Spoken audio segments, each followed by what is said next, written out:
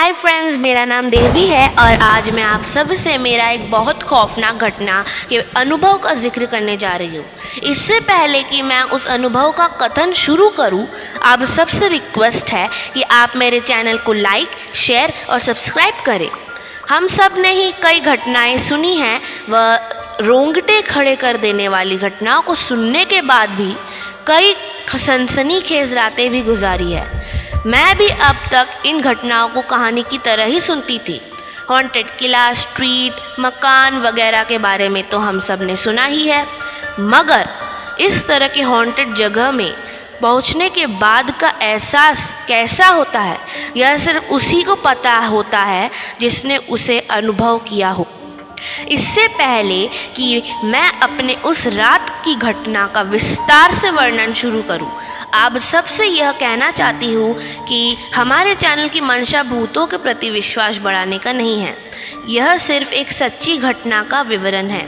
इसे आप सब एक कहानी की तरह सुन सकते हैं। यह घटना पुरी में घटित हुई थी। यह एक बहुत बड़ी कहानी नहीं है, एक डरावनी जगह में पहुंचने के बाद के भयावह एहसास का कथन है। तो शुरू करती हूँ इस घटना का विस्तार पूर्वक विवरण। हमने पुरी जाने से पहले होटल ऑनलाइन बुकिंग कराई थी। मेरी हमेशा से सी बीच के पास ठहरने की इच्छा थी, तो हमने उसी के हिसाब से एक होटल जो समुद्र के नज़दीक था बुक करा ली। मैं अपने पेरेंट्स के साथ निर्धारित तारीख पर पुरी पहुंची। मेरा मन बहुत ज़्यादा खुश हो रहा था। मैंने वहां जाकर क्या करना है, क्या नहीं करना है, उन सब का लिस्ट बना लिया। ब्रोशर के अनुसार कमरे के बाहर कुछ कदम चलते ही बीच था, सो मैंने भी कई सामान उस हिसाब से प्लान करके अपने पास रख लिया था।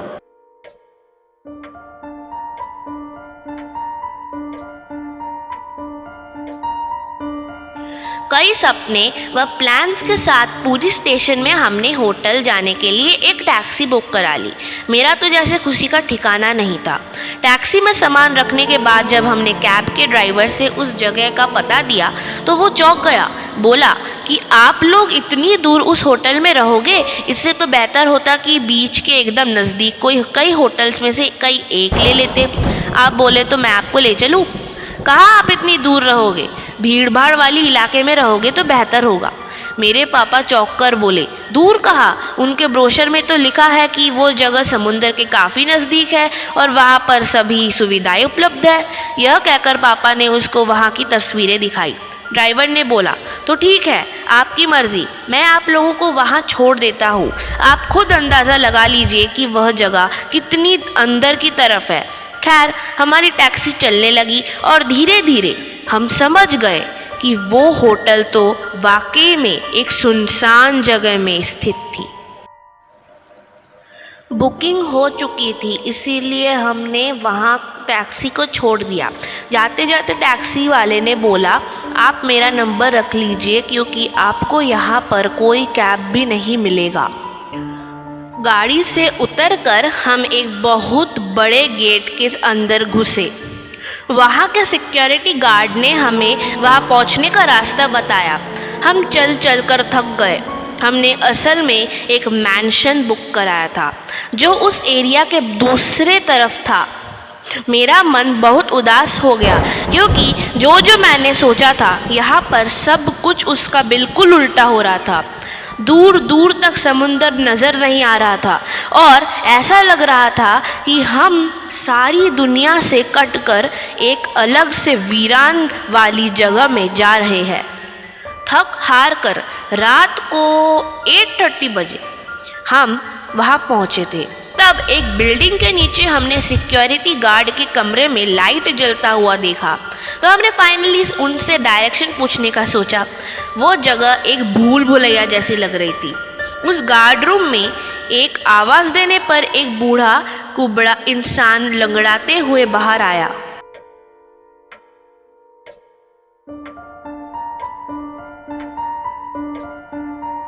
इससे पहले हमने मैंशन वाले से ओवर द फ़ोन डायरेक्शन और डिटेल्स ले लिया था। उस बुज़ुर्ग ने कहा कि वो हमारा ही इंतज़ार कर रहा था।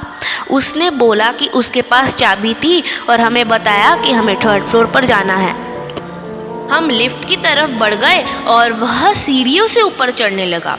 लिफ्ट पर चढ़ने पर जब हमने तीसरा नंबर बटन दबाया तो लिफ्ट हिली भी नहीं। 2-3 बार कोशिश करने के बाद भी वही सेम हाल था। फिर हमने 4th फ्लोर का बटन दबाया, लिफ्ट चलने लगी। 4थे फ्लोर से हम सीढ़ियों से नीचे आ गए। वाह, उस लंगड़ाते बुजुर्ग इंसान को पहले से खड़ा देख हम आश्चर्यचकित हो गए। काफ़ी उम्र का होने के बाद भी वो इंसान इतनी जल्दी 3rd फ्लोर कैसे चढ़ गया। खैर, उसने दरवाज़ा खोला और हमें अंदर जाने को बोला। मैंशन काफ़ी बड़ा था, परंतु दरवाज़ा खोलते ही वहाँ से एक बहुत तेज़ स्मेल आ रही थी। एक अजीब सा डरावना वातावरण था वहाँ का। सब कुछ खूबसूरत होते हुए भी कुछ भी खूबसूरत नहीं था।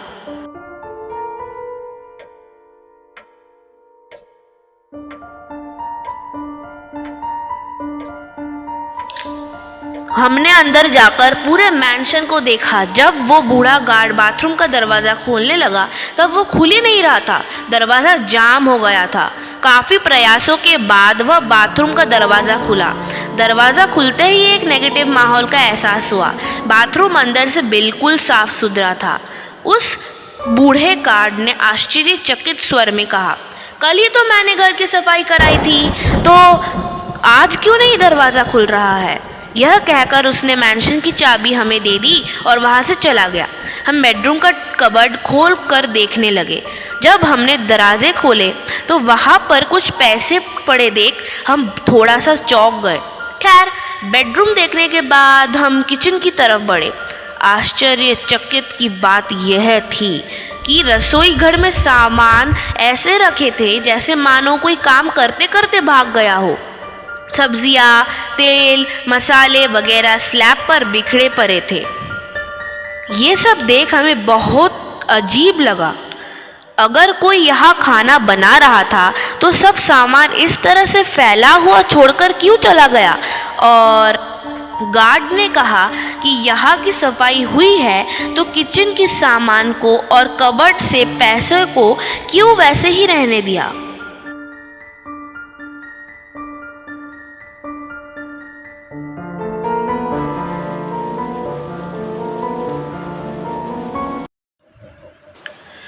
सब कुछ सच में बहुत अजीब था। अब हम वहाँ के बैल्कनी की तरफ बढ़े। एक छोटा सा ट्रायंगल शेप का किचन से लगा हुआ बैल्कनी था, पर जब मैं और मेरी माँ वहाँ खड़े होकर बाहर का नज़ारा देख रहे थे तब अचानक से हमें लगा कि कोई हमारे पीछे खड़ा है। साथ ही उस जगह से एक फाउल स्मेल आने लगी, जैसे कि मानो कुछ सड़ रहा हो। माहौल काफ़ी भारी हो गया था। अगर पापा हमें ना बुलाते तो हम वहाँ कितनी देर तक खड़े रहते या फिर कुछ और कर बैठते नहीं पता। एक अजीब सी बेहोशी का आलम छा गया था। पापा का आवाज़ सुनते ही जैसे हमारे शरीर का अकड़न खत्म हो गया था और हम किसी अचेत अवस्था से बाहर आए। तेज़ी से हम घर के भीतर आ गए। पापा ने बोला, चलो बाहर चलकर थोड़ा कुछ खाकर आते हैं। हम लोग एक साथ रफ्तार से वहाँ से निकल गए। डिनर करने के बाद जब हम वापस आ रहे थे तब पापा ने बोला, मैं ज़रा उस बुज़ुर्ग गार्ड से इस बारे में थोड़ा बात करके आता हूँ। यह कहकर वे गार्ड रूम के बाहर खड़े होकर आवाज़ देकर उन्हें बुलाने लगे। तब एक दूसरा सिक्योरिटी गार्ड बाहर आया। पापा ने जब उनसे उस बूढ़े गार्ड के बारे में पूछा तो उसने कहा कि कौन सा गार्ड, यहाँ तो मेरे अलावा कोई दूसरा आदमी काम नहीं करता।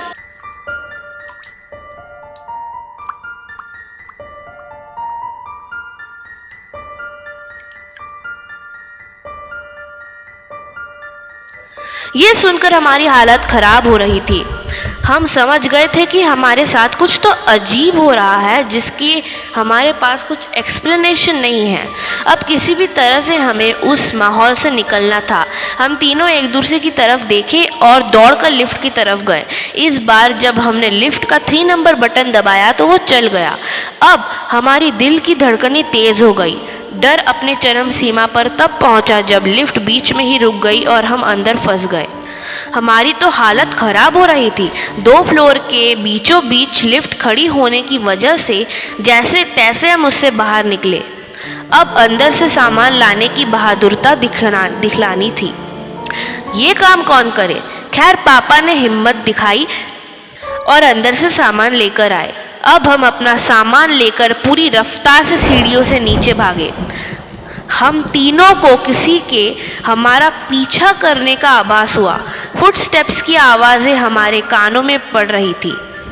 हम तीनों तेज गति से पीछे की तरफ ना देखते हुए उस मैंशन से बाहर की तरफ भागे।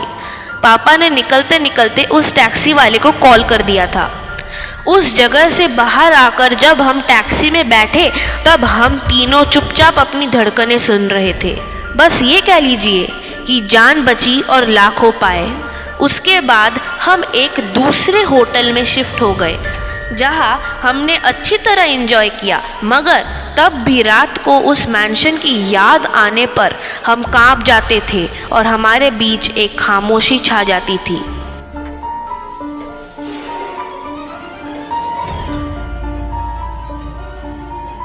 मगर फ्रेंड्स, आप खामोश मत रहिए और आपको ये घटना कैसी लगी कमेंट सेक्शन में लिखिए। और अगर आपके पास भी ऐसी कोई घटना है जो आपको याद आने पर अब भी रात को डर लगता है तो हमारे चैनल पर शेयर कीजिए। हम आपके उस कहानी को आपके नाम के साथ यहाँ शेयर करेंगे। आप मुझे मेल कर सकते हैं। मेरा ईमेल एड्रेस डिस्क्रिप्शन बॉक्स में दिया गया है। अभी के लिए आप सबसे इजाज़त चाहती हूँ। Bye bye.